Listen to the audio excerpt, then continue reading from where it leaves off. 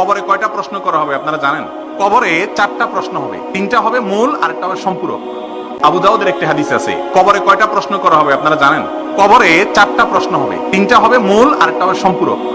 আবু দাউদের হাদিসে আসছে, জিজ্ঞাসা করা হবে মার রব্বুক ওমা দীনুক ওমান নবিয়্যুক, অথবা তুমি এই রাসূল এর ব্যক্তি সম্পর্কে কি বলো। 3টা প্রশ্ন করা হবে।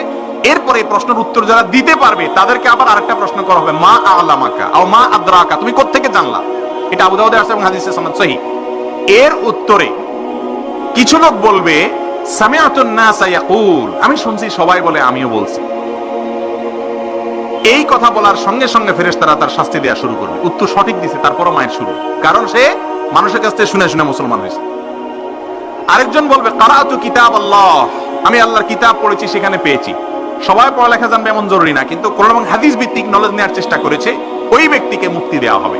এই জন্য আন্ধাধুন্ধা মুসলমান না হইয়া কোরআন হাদিস থেকে জানার চেষ্টা